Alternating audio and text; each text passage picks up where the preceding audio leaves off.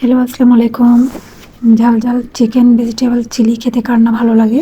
তো আমি এখানে আজকে 1.5 কেজি মুরগি নিয়েছি কিউব করে কেটে।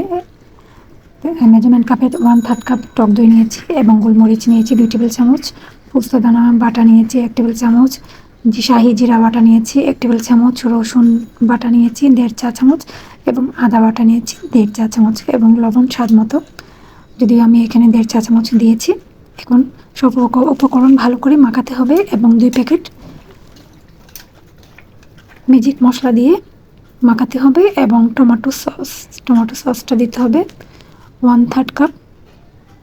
সব উপকরণ দিয়ে ভালো করে মেখে ম্যারিনেট করে আধা ঘন্টা রাখতে হবে।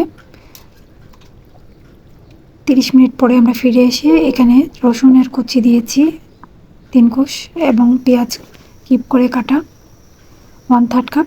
এগুলো দিয়ে একটু নেড়ে চেড়ে নিচ্ছি, হালকা করে একটু ভেজে নিচ্ছি। এরপর ম্যারিনেট করে রাখা 30 মিনিটের সেই চিকেনগুলো আমি এখানে দিয়ে দিলাম, একটু নেড়ে ছেড়ে দিচ্ছি তেলের মধ্যে দিয়ে। দেখতে পাচ্ছেন, এখন ঢাকনা দিয়ে রেখে দিব 15 মিনিটের জন্য। 15 মিনিট হতে হতে আমরা ততক্ষণে এখানে কর্নফ্লাওয়ার নিয়েছি 2 টেবিল চামচ, একটু পানি দিচ্ছি আমি এখানে, সামান্য একটু পানি দিয়ে এটা ভালো করে গুলে নিতে হবে যাতে দলা পেকে না যায়। এখন এটা আমি একটু ছাঁকনি দিয়ে ছেঁকে নিচ্ছি, ছাঁকনি দিয়ে ছেঁকে এখন চিলির উপরে দিয়ে দিলাম। এখন একটু ভালো করে নেড়ে ছেড়ে নিব, খুব ভালোভাবে নাড়াচাড়া করে নিতে হবে, সাথে সাথে নাড়াচাড়া করে নিতে হবে, না হলে কিন্তু আবার কর্নফ্লাওয়ারগুলো দলা পেকে যাবে। তো নাড়াচাড়া করে আমি 5 মিনিট রেখেছি। 5 মিনিট পরে আমি ভেজিটেবলসগুলো দিয়ে দিচ্ছি। এখানে চাইলে আপনারা সব ধরনের ভেজিটেবলস দিতে পারেন, ক্যাপসিকামের সাথে সিজনাল সবজি যেমন ফুলকপি, ব্রকলি, গাজর সব দেওয়া যাবে এখানে। সব কিছু দিয়ে 5 মিনিটের জন্য রেখে দিতে হবে।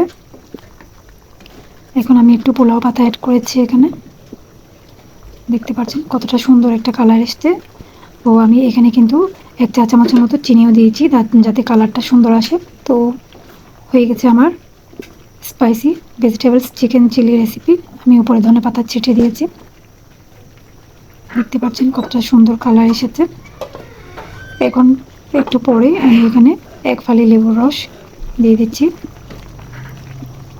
1 ফালি লেমন জুস এভাবে করে দিয়ে দিলাম নামানোর আগে, তাহলে সুন্দর একটা ঘ্রাণও আসবে এবং একটু একটু টক খেতে ভালো লাগবে, টক ঝাল। তো ধন্যবাদ সবাইকে।